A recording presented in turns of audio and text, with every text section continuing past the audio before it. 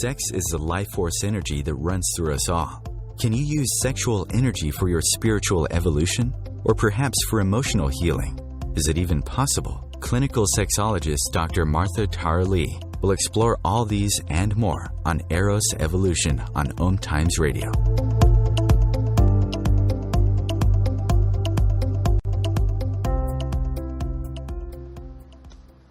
Hello everyone, this is Martha and welcome to Eros Evolution, where sexuality and spirituality meets.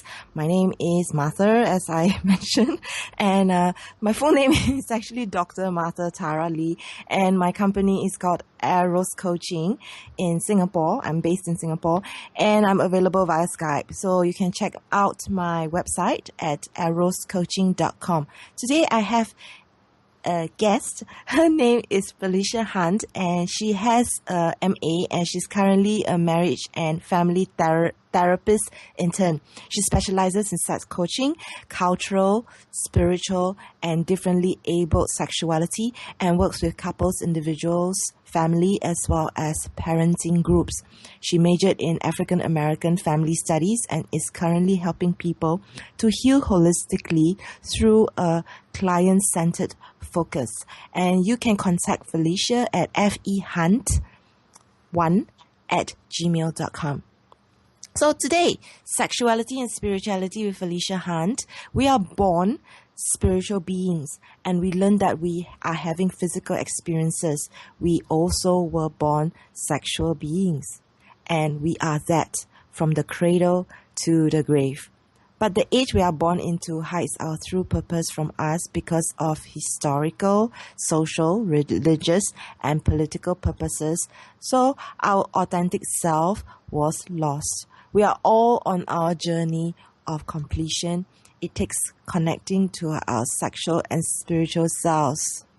I love what Felicia has written. So welcome, Felicia. Well, thank you. Thank you, Dr. Martha. Thank you for having me. So can you tell us a little bit more about yourself and your expertise? Yes, I am a postgraduate student from Pacific Coast College in Pasadena, California. As you stated, I have a master's degree in marriage and family therapy, and I specialize in African American family services. I am currently a student with Sex Coach U with Patty Britton and Dr. Robert Dunlap in their professional sex coaching course. And I also study with the Bueller Institute for the ASAC certification course in sex therapy. So I consider myself a community healer according to Afrocentric holistic ways. I am into healing one person at a time, and I'm working with diverse groups of people, children, adults, individuals, groups, and families, and couples.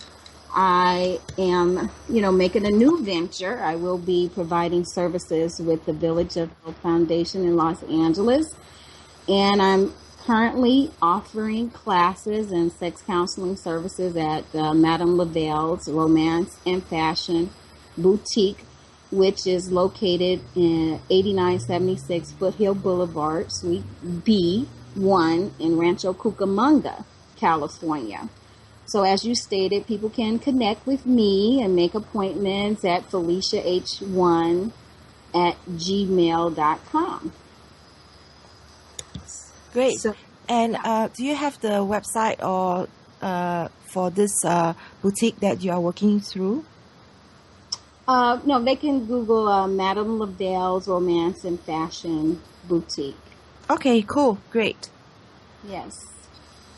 And so you asked me about my expertise. I think I deal with the whole person, the mind, body, and soul. I deal with trauma, with post-traumatic slave syndrome and cognitive dissonance and post-traumatic stress disorder as it affects the well-being of a person's life, and how I can provide them the tools to and resources necessary to regain their full, consciousness of their authentic self. Fantastic. What made you actually get onto this path of wanting to work with people specifically in their sexuality? Well, like the title, we are sexual and spiritual beings, or spiritual and sexual beings from the cradle to the grave. I just believe that once a person knows that, or knows their true self, or come into tune with that, then they can live a better and fulfilling life. And that's my hope and my journey, is to help other people to become aware of who they are and how they actually exist. Fantastic. And, this show is all about the link between sexuality and spirituality. So what do you have to say about this topic, or anything else that you'd like to add? Yeah, I would like to add that the examples or things that I will be talking about, as far as like I spoke about the post-traumatic slave syndrome and the cognitive dissonant component, I will be using examples throughout, our discussion to demonstrate how spirituality and sexuality are necessary and are linked, and to help people begin to build strength and find their resilience. I would like to say, at this point, all the examples can be, translated across the board with any population and situation. However, since my specialization is in Africana studies, most of my research and examples will be focused on the Black experience. Great. I'm looking forward to hearing more about this, because I know very little, being Asian. Okay, well, wonderful. I'm glad to, be delivering this message. So let's get right into it. Tell us more, using the examples that you have, the importance between the link of sexuality and spirituality. Okay, so first I would like to define spirituality. The definition that I have here has been taken from Taking Charge of Your Life and Well-Being, so takingcharge.com. It says sexuality is a broad concept with room for many perspectives. In general, it includes a sense of connection to something bigger than us, and it is typically involved a search for meaning in life. As such, it is a universal human experience, something that teaches us all. So with that said, I believe that we are all spirit materialized, having a human experience. And in this human experience, we experience ourselves as we define ourselves, whether we identify as male or female. As we mature in this spirit materialized body, we discover ourselves as sex and sexuality. And with that, I like to segue into defining what sexuality is. And I found this in the medical encyclopedia with Wikipedia. It says sexuality is the quality of being sexual, especially sexual orientation and behavior.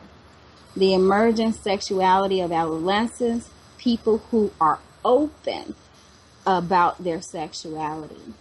Here, we are dealing with sexual orientation, behavior, and development through adolescence to adulthood, open about our sexuality. The operative word is open.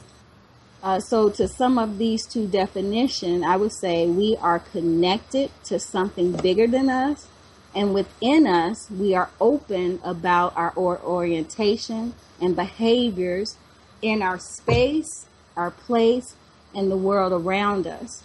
However, in a world full of oppression, that can cause mental health issues. Most of us, whether we believe we are spiritual or don't truly understand our orientation, are not open to know how to be our authentic selves due to such behaviors that stems from like PTSD or post-traumatic slave syndrome.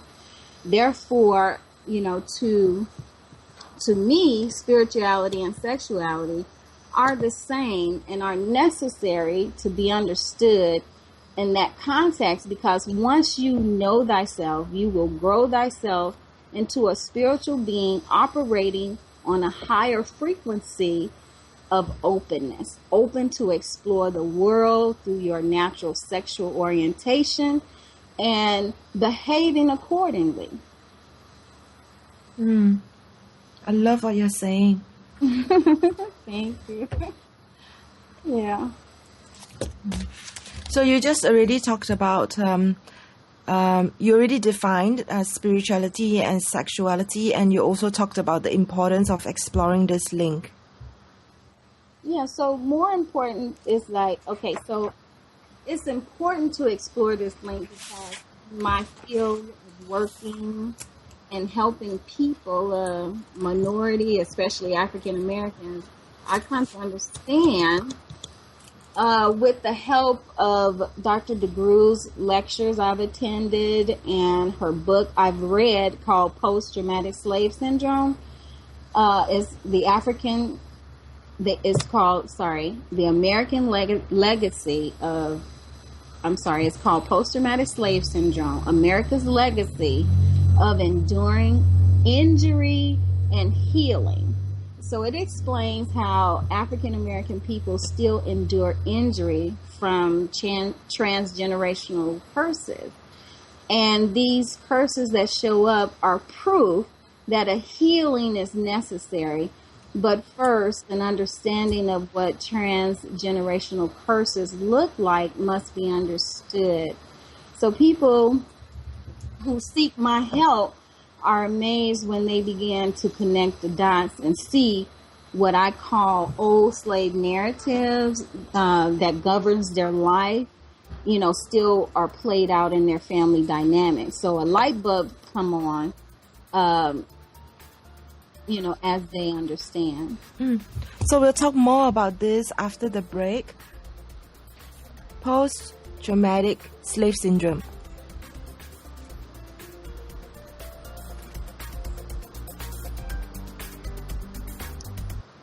Free your mind. Expand your soul. Om Times Radio. IOM FM. Do you want to be a better communicator? Do you want to better connect with the important people in your life? Do you want to enrich your relationships? If so, join me, Matthew Cooper, on the Positive Control System Show every Wednesday evening at 11 o'clock p.m. Eastern Standard Time on Om Times Radio. I'll meet you there.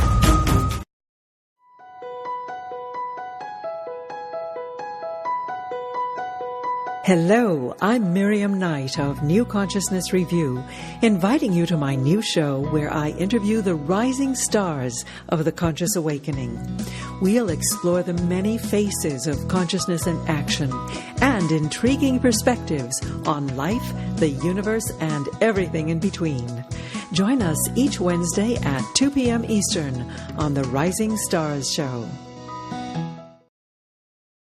Host your show on IOM FM, the radio network of Om Times Media, one of the more recognized brand names in the conscious community, and is backed by the extensive marketing reach of Om Times. Hosting a show on IOM FM immediately connects you with our extensive dedicated community. What if business could be fun? What if business is the adventure of living? What are you choosing? Where do you do business that makes it easier, more fun, or more joyful for you? We'd love to see where you do business. Connect with us on Instagram at Joy of Business or Twitter at Joy of Business. And share your pictures with hashtags BusinessDoneWhere and Joy of Business. Let's change the world with business. The future of Internet radio is here. Om Times Radio. IOM FM.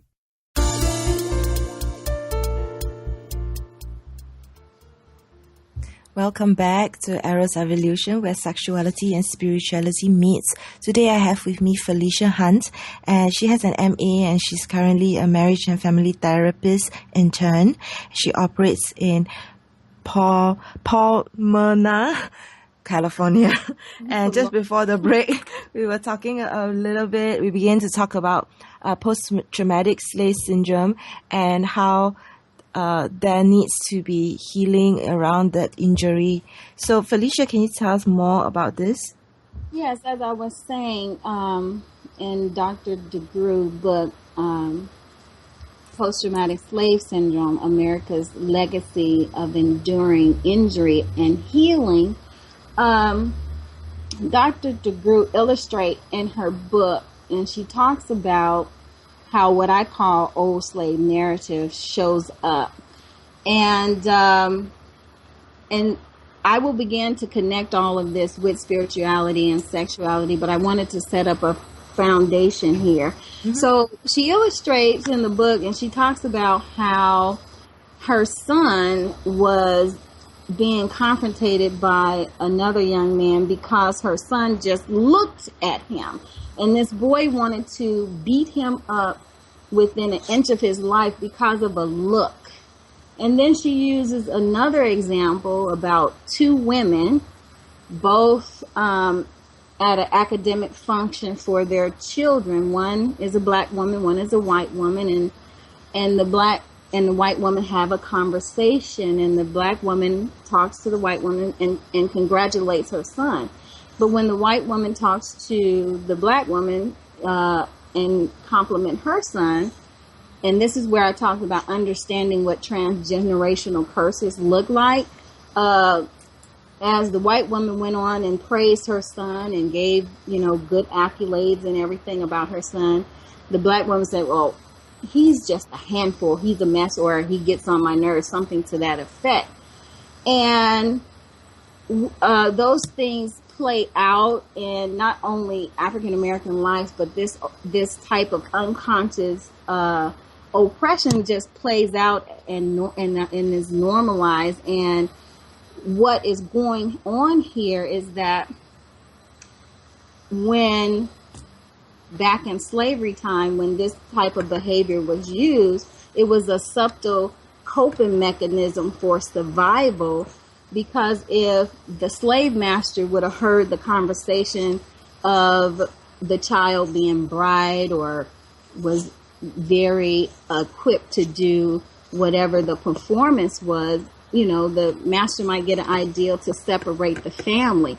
So in using this kind of coping mechanism, these transgenerational curses still show up today, but has lost the meaning of why they still exist today.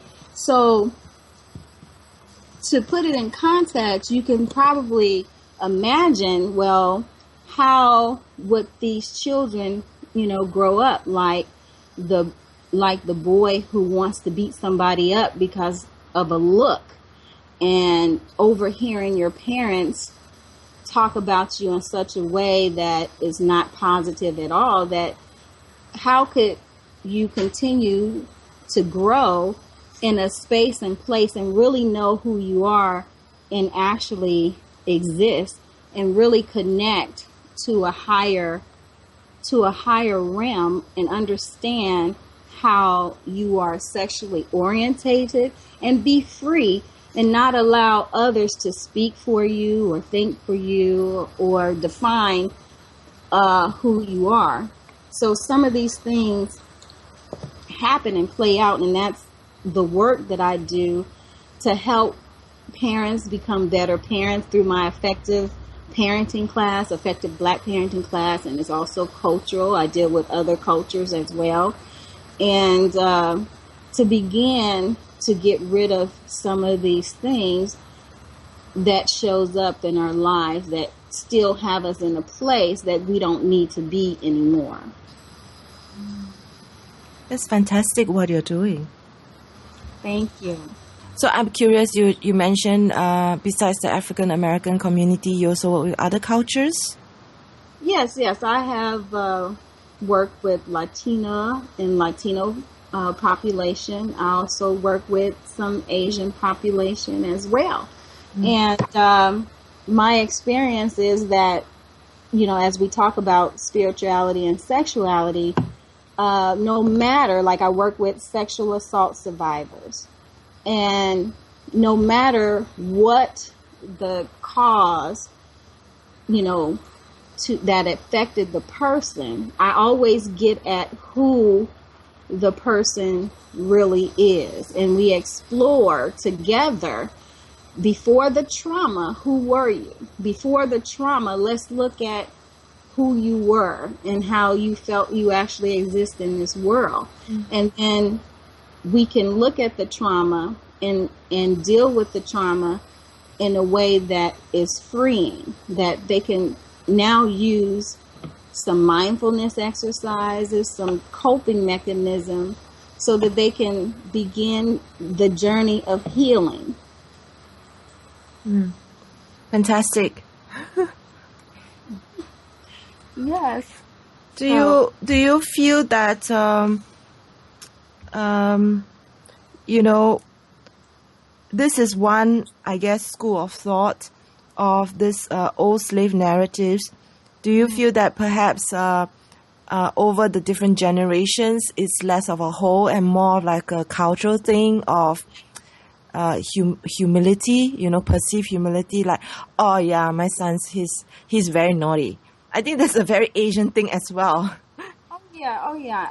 That's what I'm saying is that, yeah, we can say those things in our family and in different cultures, but what I'm talking about here is that when it doesn't allow you to really move in a space of knowing who you are and how you are seen or how you perceive yourself in the world, when you are not conscious of your own oppressions and it affects you in a way in your everyday life, that you live under this lens that you are not free to be the person you were created to be. You know, so using that example, say for instance, you know, when rearing children, sometimes we can crush a child's soul with that harsh punishment. There are other effective ways in parenting a child than, you know, yelling and screaming and, you know, or even whipping. You know, there are more effective ways. And that's what I teach, a more effective ways of getting the results that we want with our children, so that they can be free and really understand how to communicate in the world, how to speak for themselves, how to navigate systems and get around and move in the world. So understanding that is the ultimate goal. Yeah, I really like what you're doing. This is such important work. You know, there's this saying, like, we are the product of our parents and our parents are the product of their parents. So dealing with that helps to really wipe out a whole generation of all these things that really doesn't serve us anymore and stops us from being fully who we are meant to be. So I like how you are doing parenting workshops and working with parents. Yes. So important. It's very important. You know, individually, communally. I mean, it's just a place where I really like doing this work, because I know that once a person truly understands the implications of what has been handed down generations and generations, it can be freeing, you know, to understand, oh, I have this behavior because of this, and now I can move forward and define myself and say, okay, I know why. It's a saying, it's a phrase that is called Sankofa, and it's a bird where it lays its egg on its back, and so it looks back every now and again to check on its egg. And the saying is, for Sankofa, is that you look back to know where you came from, so you'll know where you're going, right? And so that's the whole thing of Sankofa. You know, in my practice, I help people to go back and see. And, you know, the trauma sometimes is too difficult, you know, to remember, but we take it step by step. And as we uncover what's going on, now we can know how we are to move forward, and so you have to be able to look at your life from a historical perspective, from a generational perspective, and put all these things together so that it will make sense to you why you have the behaviors that are showing up in your life today.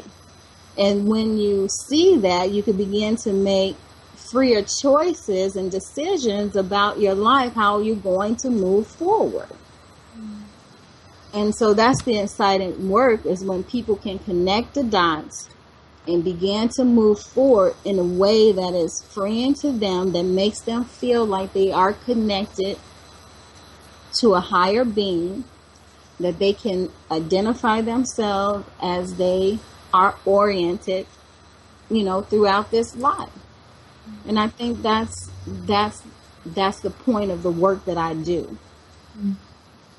I like the way you're describing it. It gives me a whole different appreciation of how therapists work and how deep they can bring their clients into this. It's almost like it's a very dark place that they have to venture into, and they really need to have a lot of compassion and gentleness and hand-holding to be able to look back.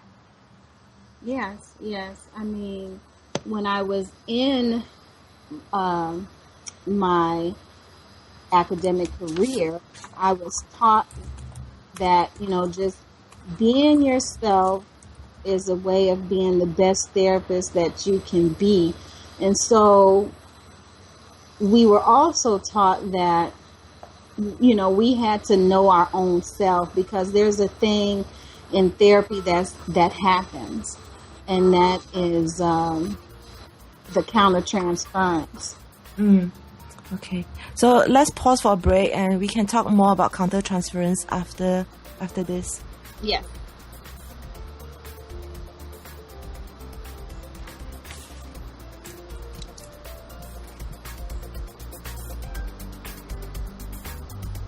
The best of holistic, spiritual, and conscious world. Om Times Radio. IOM FM. Radio Namaste leads you down the yellow brick road into portals of consciousness with the blue-collar goddess as your host. Interviews with humans who could be famous or just popular, and answers to everything are on the agenda. Tune into Om Times Radio and drop in on Thursdays at 3 Eastern. It's a different brand of enlightenment. Hi, my name is Monica, and I'm the host of Co-Creating Now. Give yourself an opportunity to connect with your all-knowing higher self and manifest joy, love, and peace together every Tuesday, 11 a.m. Eastern.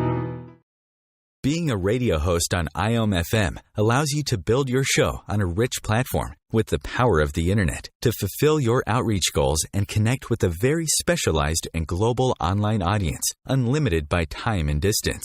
Om Times Radio will provide you with web relevance, a recognizable conscious brand, and with the standard of excellence that has accompanied every single Om Times endeavor. Host your show with Om Times Radio Network. Have you ever wondered how to change your love paradigm? The secret key is finding a love partnership, not just a regular connection. How do you find these? Through conscious relationships. Ascending Hearts Dating is a dating site for people like you that believes in second chances and a different type of spiritual connection. Try Ascending Hearts for free today at ascendinghearts.com and change your love paradigm. Ascending Hearts, the premier dating community for the spiritually awake. Free your mind. Expand your soul. Om Times Radio. IOM FM. Welcome back to Eros Evolution, where sexuality and spirituality meet. You are listening to Eros Evolution on the Om Times Radio Network, and you can share this show with your friends right now by sending them the link omtimes.com/mobile.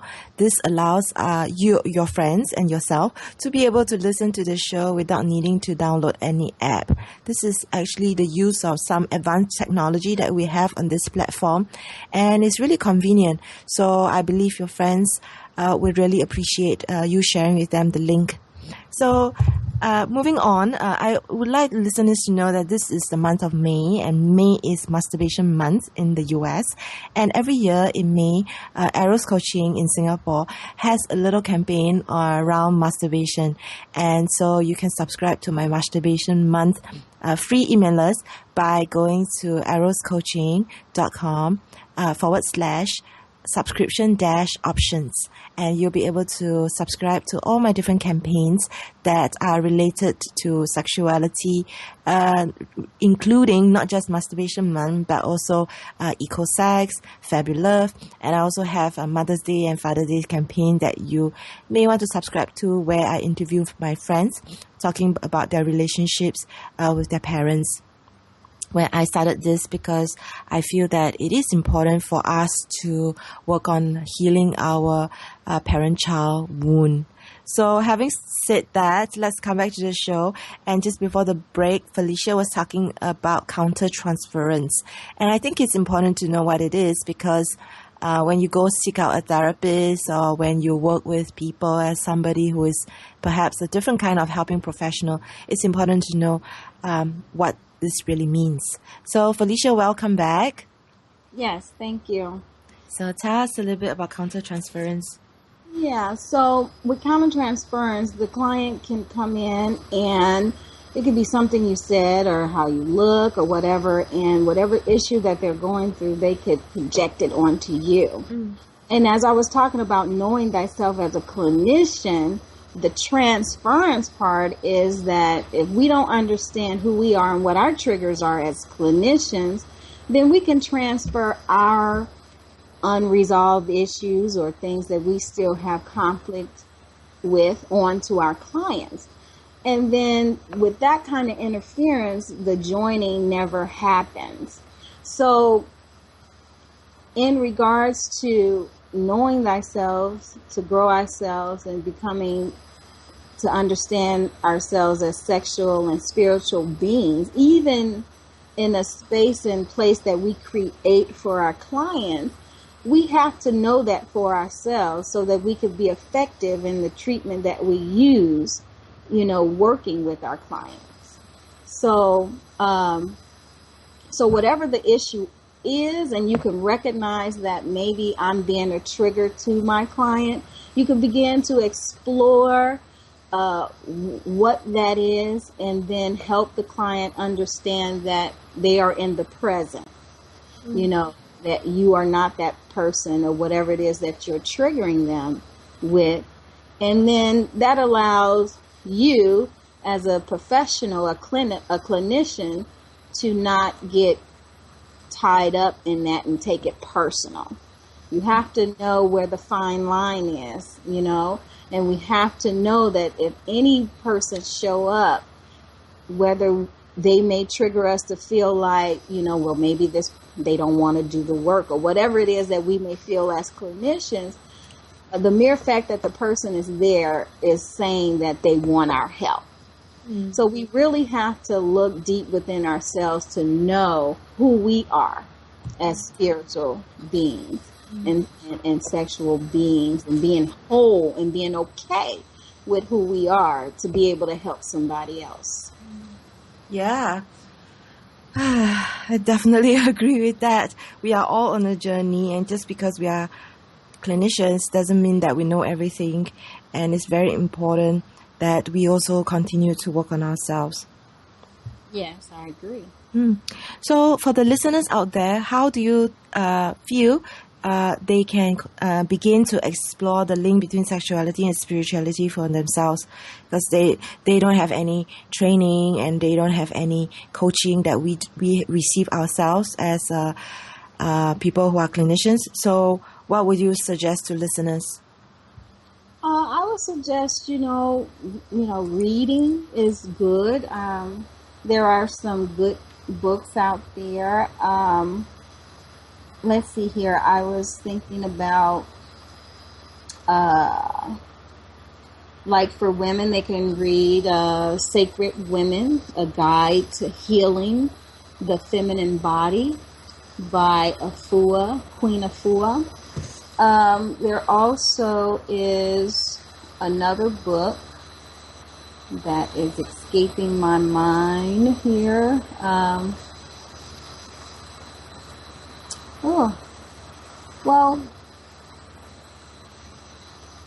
Besides reading books, they can also just get in touch with their local clinician or someone that's in the profession, a sex coach like myself. If they want to speak with me, I am offering a 15-minute free telemedicine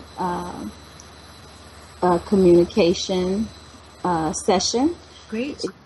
So they can connect with me through my email, which we gave, which is fehunt1@gmail.com. And we'll be glad to provide more information and more resources at that time when they contact me.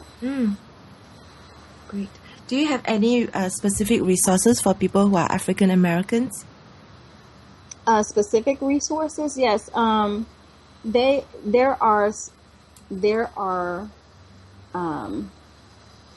some other professionals who are working in the field. I would just say that wherever they are in their community, to just resource someone who specializes in Africana studies or Africana family services if they really want to know more about their heritage and their cultures and what transgenerational curses are. Those people who are experienced and have the background and degrees can really help them unpack that information. Is there a place besides ASAC that people could go and look up a list of all the practitioners in their area? Do you know of any? I'm just curious. Besides, as far as sex therapists? Yeah. I don't know if there is a directory for, I know they could go to like CAMP or AMP. They always have on their website, which is the CAMP is the California, the California Association for Marriage and Family Therapists. And on their website, they do have lists of different therapists and specializations. So organizations like that, people can get information from. Great. Also, the ABSI, which is absci.com, which is A, B, and S, and it's PSI, not PSY, but PSI.com. They can also get other resources if people are looking for African American professionals. That is a resource as well to connect to the African American community. Great.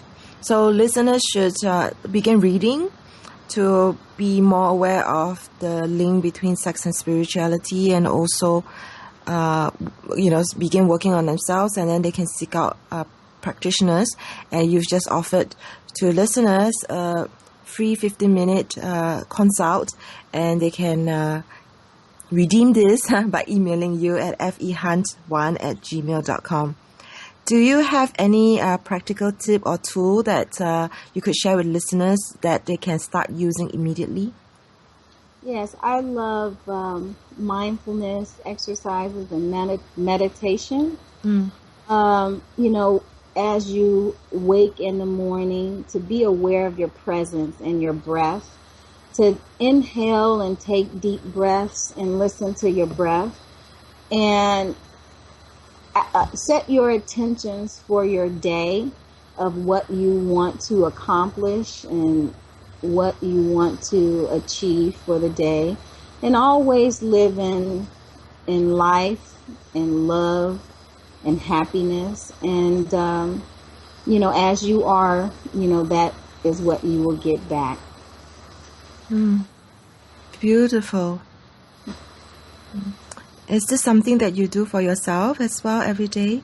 Oh, most definitely. I do. I take time out if it's not every day, I do somewhere within the day, I have to give time for myself to do the self-care. And especially as a clinician, that is stressed that we should do self-care. And that is part of my self-care, to meditate, to, give myself time to take care of myself so that I can take care of others. So on average, you take the time out to do it. How long would you say would be an effective time to, duration to do the meditation for? Yes, for beginners, because it's hard quieting yourself and centering yourself and getting in touch with your core, because of a lot of noise, that I call it. It's noise within our own hearts and minds that we have to quiet down. So it might take anywhere from a good 45 minutes to an hour. Sometimes people wake up an extra hour early just to do their meditation before they start their day, because there's steps. You want to make sure you are fully engaging in releasing all the negative and dark energy, and filling your body with light and love, and so that you can go out being intentional for your day.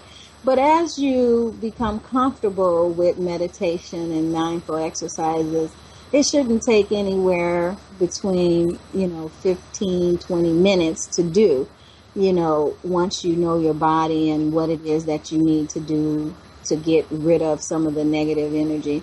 Because negative energy is dumb, and it just hang on to anything.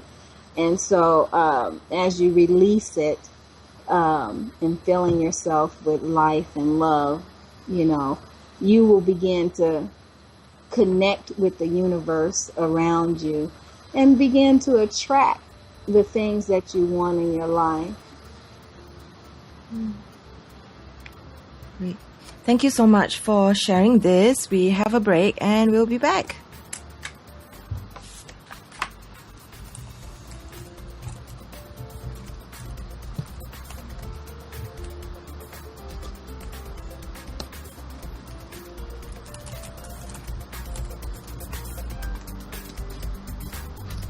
The Real Conscious Connection. Om Times Radio. IOM FM. Dr. Kevin here, and I want to invite you every Thursday, 3 p.m. Pacific, 6 p.m. Eastern, to join me on the Dr. Kevin Show, where we have a diversity of guests who help you step outside the box, behind the curtain, and see what a load of crap is going on in the world today, so you have more information with which to make better decisions. We'll see you there. Namaste.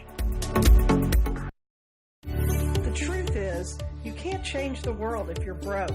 I know, I tried. Isn't it time you turned your life's calling into a profitable, freedom-based business? I'm Michelle Barr. Join me every Thursday at 2 p.m. Eastern for Sacred Success. Host your show on IOM FM, the radio network of Om Times Media, one of the more recognized brand names in the conscious community, and is backed by the extensive marketing reach of Om Times. Hosting a show on IOM FM immediately connects you with our extensive dedicated community. Are you trying to get from point A to point B and need a little advice? Connect with the counselors at Om Times Advisors. Whether you're looking for a life coach or a spiritual intuitive, the advisors participating at advisors.omtimes.com were carefully chosen based on their gifts, skills, and professionalism. Om Times Advisors, connecting you with the best advisors in the business. Conscious media for conscious minds. Om Times.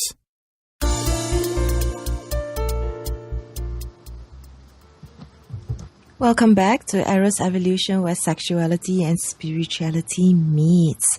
I'd like to do a little shout out for myself. I am in the midst of doing crowdfunding for my second book.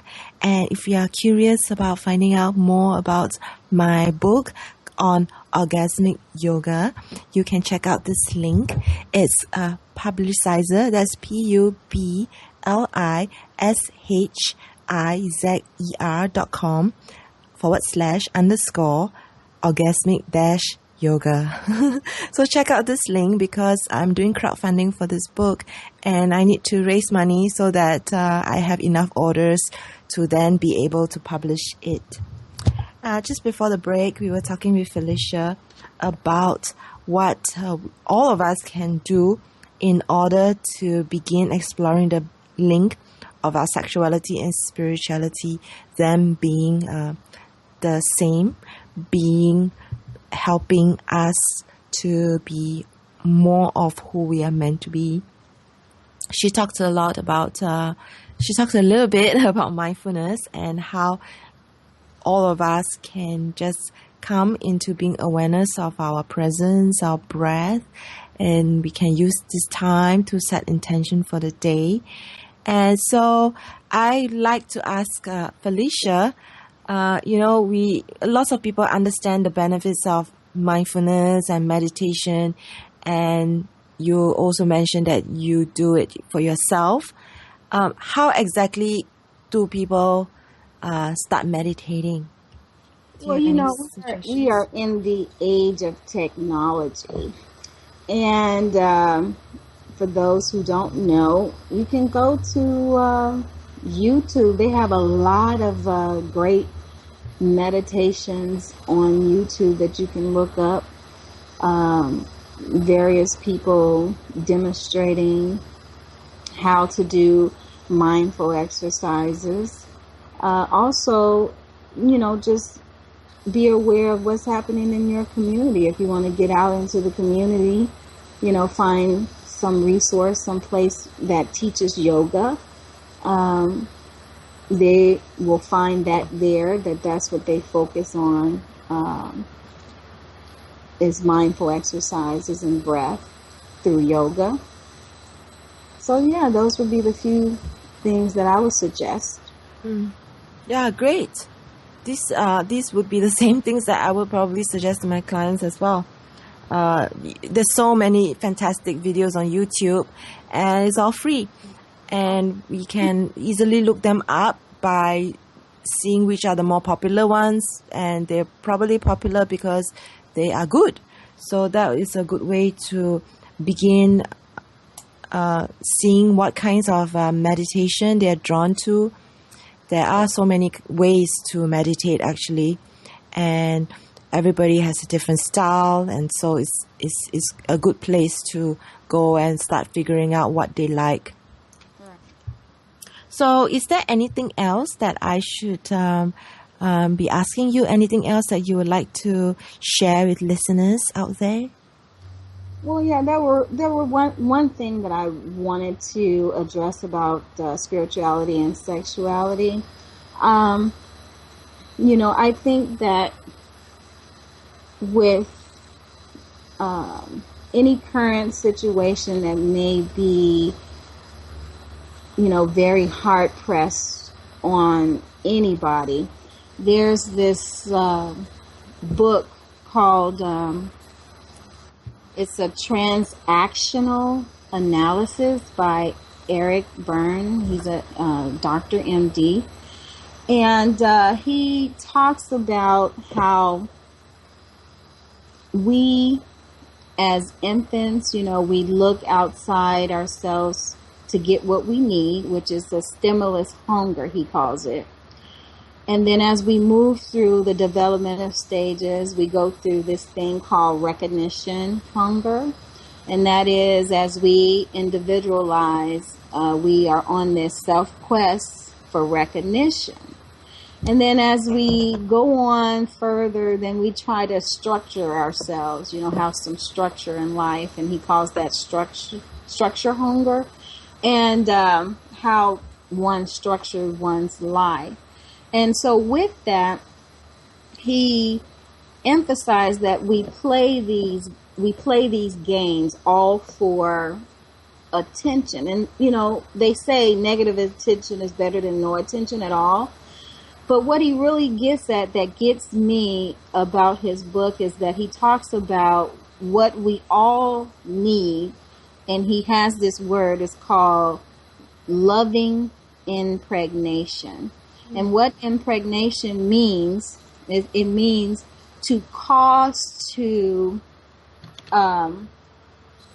be filled, to be imbued, to permeate, to be saturated thoroughly. So he's saying that we need love at this deep level, that we need to be imbued, we need to be saturated thoroughly, for us to operate in our authentic selves. And I think that's what sexuality and spirituality brings. When you understand that and are fully conscious of where you are with yourself and in your life, you can begin to not only love yourself, but love others. So, I try to understand what you're saying is we need love in order to be able to heal ourselves. Oh, most definitely. I mean, because we are our worst critics. We are so hard on ourselves with any day-to-day activity or experience, right? And so if we could begin to love ourselves and forgive ourselves about whatever the situation is and truly understand the context of which things happen, for example, like I said, I work with sexual assault. I try to get the person, because when you're going through that kind of trauma, the survivor at one point feels that it was their fault, could feel that it was their fault. But by no means should anybody be sexually assaulted. And how do you get one to understand that they are worthy to be loved after a sexual assault? Right? So the work then has to take place with defining who you are. And in defining who you are and really beginning to look at it and look at yourself, the person who was sexually assaulted can begin to love themselves. And with that person can go through life operating in the capacity to love others. And to me, that's healing. So to heal, they need an infusion of love. So where can they get that, or how can they get that? Well, that's the work. See, that's the work that each of us have to do. That's the work that in your individual counseling session, when you seek your therapy, or if somebody should want to seek therapy, that is the work that has to unfold. I think that's the bottom line that we have to get to.